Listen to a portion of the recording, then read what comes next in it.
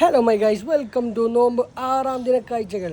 സുഹൃത്തുക്കളെ, നമുക്കിന്ന് പെൽച്ചക്കന്നെ തുടങ്ങാം. നല്ല മുട്ട പൊരിച്ചതും മുരിങ്ങാത്താളിപ്പും ഇറച്ചിയും കഴിച്ചുകൊണ്ട് നമ്മൾ നേരെ പോയി പള്ളിക്ക് സുബഹി നിസ്കരിച്ച ശേഷം പതിവ് പോലെ പതിവ് വർക്കിന് പോയി. 1-ാം വട്ടം പഞ്ച് ചെയ്തു, പഞ്ചായില്ല.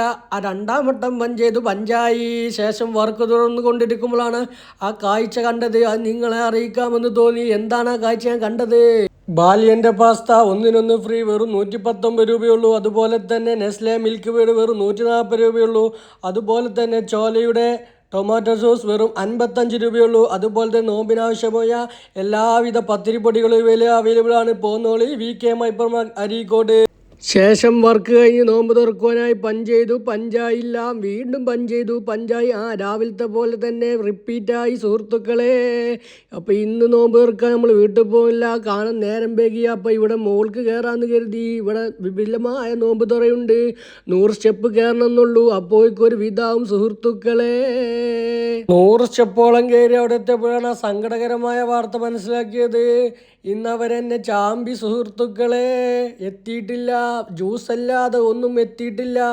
ഇവനിതാ ഇപ്പോഴും അളക്കിക്കൊണ്ടിരിക്കുകയാണ് ജ്യൂസ്. ഇളക്കടാ ഇളക്ക്, നെഞ്ചത്തിട്ടിട്ട് അളക്ക്. അപ്പോഴാണ് ഒരു മാലാഖയെ പോലെ നമുക്കുള്ള സാധന സാമഗ്രികളുമായി അവനെത്തിയത്. അവൻ വന്നു.